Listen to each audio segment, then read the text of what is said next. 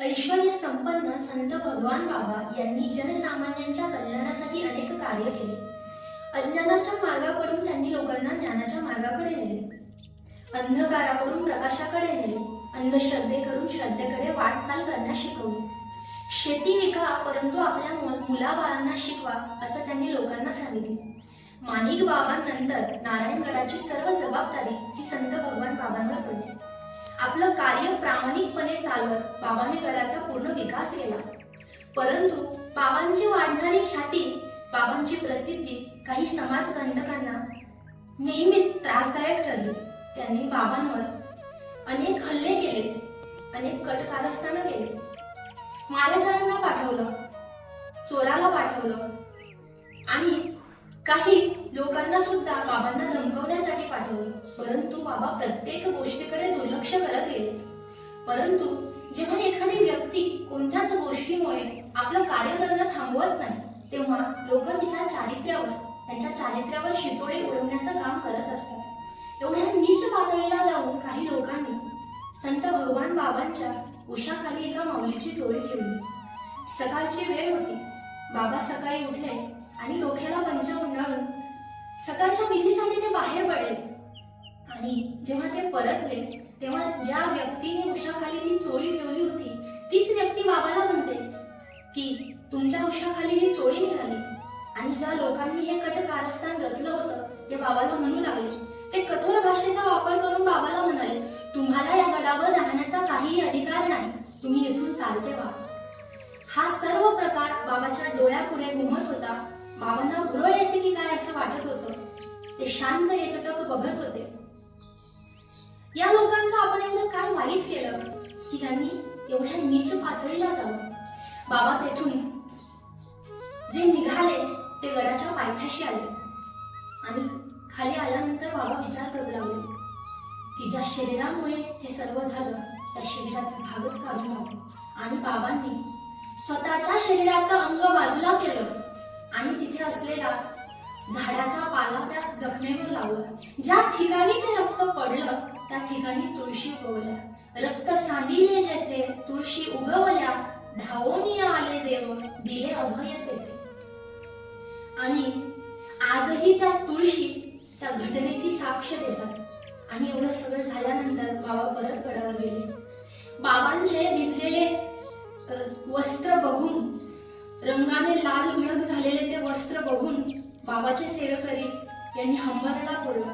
बाबा, तुम्ही स्वतःवर आलेला हा आळ खोटा आहे हे सिद्ध करण्यासाठी जगा वेगळं कृत्य केलं बाबा. आणि असं म्हणून सर्व लोकांना स्वतःची लाज वाटू लागली. आणि त्याच क्षणी बाबांनी डोक्यावरचा फेटा उतरवला, हातातल्या अंगठ्या बाजूला काढल्या आणि बाबा म्हणाले, मला कशाचीही अभिलाषा नाही. मी प्रसिद्धीसाठी किंवा पैशासाठी या गडावर आलो नव्हतो. परंतु इथल्या प्रत्येक गोष्टीला मी माझ्या जीवापेक्षा सुद्धा जास्त सांभाळलेला आहे. या दगडामध्ये, मातीमध्ये, इथल्या झाडामध्ये प्रत्येक गोष्टीत माझा प्राण असतो. या सगळ्यांची काळजी घ्या. आणि बाबा तेथून निघाले.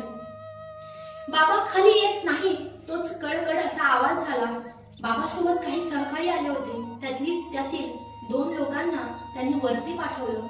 जेव्हा ते वरती आले तेव्हा बघितलं की 100-150 वर्षाचा पिंपळ वृक्ष कडकडातून खाली मुळासकट उठून पडला होता. कोणतंही वारं नाही, कोणतंही वादळ नाही, तरी सुद्धा तो वृक्ष खाली पडला.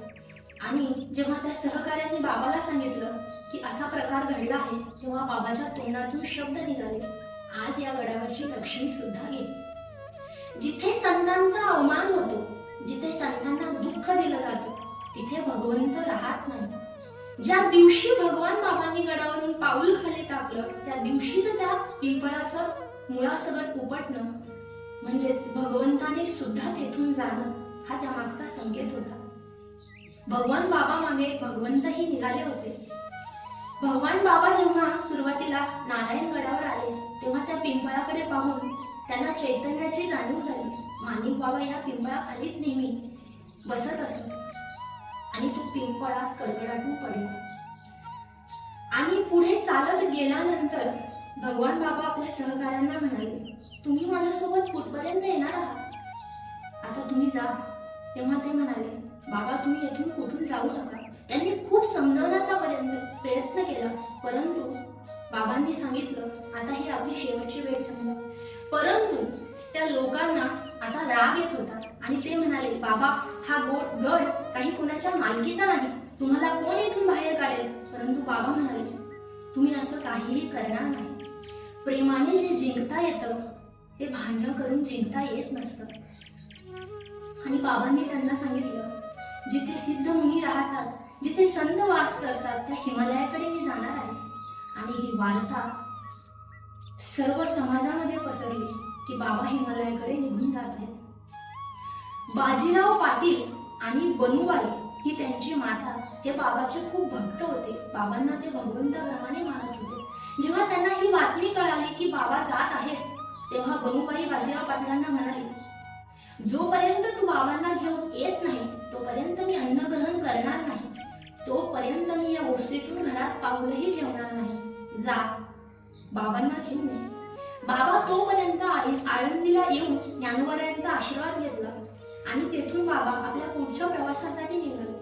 रेल्वेला थोडा उशीर होणार होता म्हणून बाबा एका बाकड्यावर बसलेले होते आणि बाजीराव पाटील बाबांचा शोध घेत घेत तिथपर्यंत पोहोचले. जेव्हा बाबा त्यांना एका बाकड्यावर बसलेले दिसले तेव्हा त्यांना फार आनंद झाला.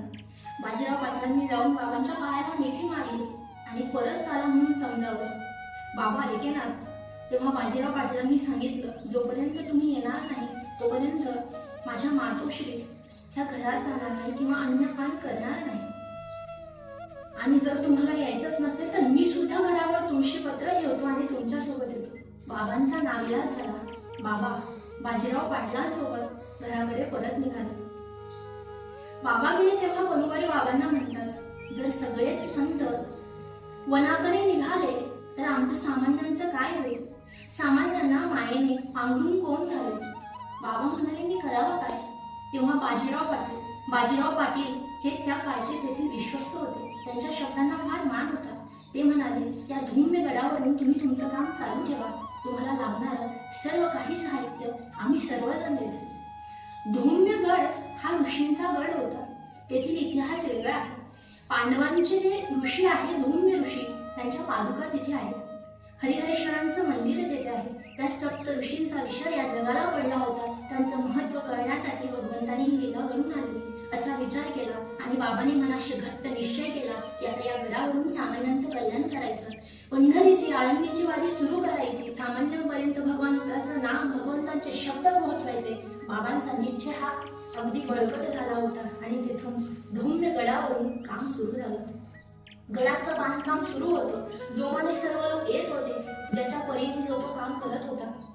गुलाब नावाचा कारागीर तेथे होता, जो दिवस रात्र बांधकामासाठी प्रयत्न करत होता. बाबा त्याला म्हणतात, गुलाब तू थकत नाहीस का रे?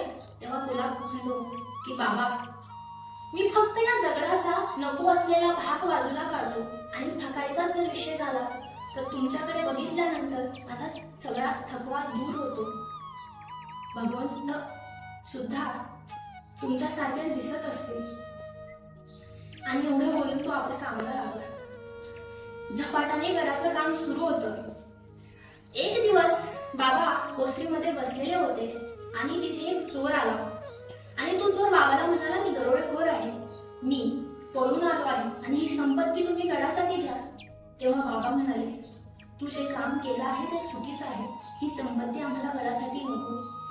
आणि तो दरोडेखोर म्हणाला की मला तुमच्याकडे आश्रय द्या, मला तुमच्या सोबत राहायचं आहे. तेव्हा बाबा म्हणाले, तू जे काम केलं आहे त्याची शिक्षा पूर्ण होऊन झाल्यानंतर तू इकडे ये. आणि जेव्हा त्या दरोडेखोराने पूर्ण शिक्षा पूर्ण केली तेव्हा तो संपूर्ण आयुष्य बाबांसोबत राहिला.